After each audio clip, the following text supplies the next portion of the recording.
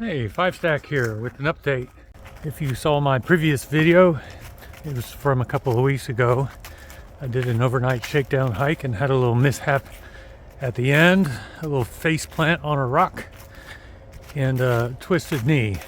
So I spent last week and a half taking it easy, just short walks around the neighborhood, but this is the first time I've come out. I'm going to walk 6 miles to see how it's doing. And so hopefully things will continue to be on course for a January start for the Appalachian Trail. What I'd like to do with this video is to get a little bit introspective, maybe talk about sort of the philosophy of my through hike, what I'm trying to do, and share a little bit about who I am, where I'm coming from, that kind of thing. I haven't thought too much about how to do this. I've got 4 or 5 things, general topics to talk about, so I'm just gonna spew and see how it goes. Okay, thing number 1. Why am I doing this? Why am I strapping a backpack on and walking more than 2,000 miles from Georgia to Maine? And it sounds like a cliche, but I guess it's just something I've always wanted to do. And I guess I don't really need to overthink it.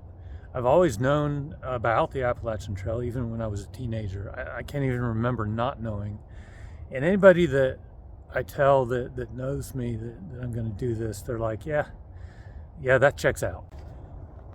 First and foremost, my wife has graciously, I guess, bought in, or I don't want to put words in her mouth, but there's been a lot of discussion over the years, and she has accepted that I really want to do this, and she has accommodated me, and she's going to have to hold down the fort and do a lot of stuff that I am very thankful that she is willing to do.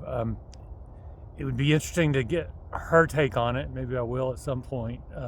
She may have some a different way to voice it, sort of I better let him do it so he shuts up, that kind of thing.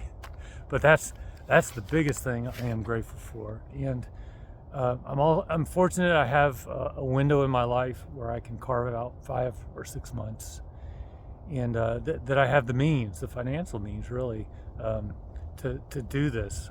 Not everyone is able to just stop their job and able to do a trip like this without doing some sort of fundraising. And so I'm definitely lucky and fortunate for that. I appreciate that. Thing number 3, according to some statistics that I'm making up right now as I'm talking, only about 25% of people that set out to do a through hike actually make it. And it's for a variety of reasons. Injury is a big one. People just don't like it. They're not having fun. Things happen on the home front. Who knows all the reasons. The point is, the odds are kind of stacked against me. And you might think, well, I've wanted to do this for decades, and I've trained for it. I've prepared for it. I've thought about it. And it wouldn't be sad if I sprained an ankle at mile 10, which could happen, and have to get off the trail. And I guess my answer is I don't see it that way. First of all, I'm not going to spend even an inkling of my self-worth on whether I make it through or not, especially since so many of the things are just beyond your control. Why would I do that? But the other answer to that is, I've gotten out hiking for years and years and years, and I've thought about possibly doing this, and it's kept me motivated, and it's probably made me a healthier person, getting me outside. And so if I just make it part way, that is okay. I made it to the top of Stone Mountain. Somewhere out on that hazy horizon is Springer Mountain in North Georgia, where I will be starting my journey. Thing number 4. Who are you guys? Who is my audience? Who are you guys? I mean, there are literally tens of people that watch these videos. So I guess my audience is made up of people that know me, or maybe people that know me a little bit, and people that don't know me. I guess that about covers everybody. Oh, and me, future me. So people that know me, even family, I hope that maybe they can learn a few things about me, get to know me even better. I'm not the most talkative person in real life. And for folks that don't know me, even future me, I hope there's some interesting content, that I have some interesting things to say.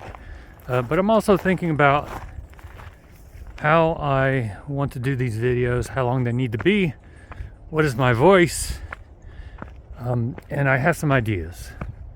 I would love to interview people along the Appalachian Trail, and not necessarily right at the trail. I'd be willing to get off trail. And when you think about Appalachia, we're in the South, so I say Appalachia. Once I get further north, maybe I'll say Appalachia. But when you think about Appalachia, you think extractive industry, coal mining, natural gas, manufacturing, steel mills, coke plants, that kind of thing. And I would love to reach out to maybe people that work in those industries, and maybe sort of the new Appalachia that work in some industries that aren't so old. Here's another idea, just to give you a flavor of what I'm thinking about. The Appalachian Trail goes just a few miles from the 3 Mile Island nuclear plant, and there are people that live around there. Maybe they were in grade school in the 1970s. I believe it was the late 70s when that happened. I would love to talk with them about their experience, either interview with them, or if they don't want to come on camera, I'll just talk about my conversation with them. But I would love to reach out to people along the trail who no doubt have some amazing lives and some experiences. I have a thing number 5, but I think I'm going to save it for another time. I've got 2 miles to get back to the car. The knee's feeling okay, not 100%, but it'll be more telling how it feels in the morning. So everybody take care and have a good evening.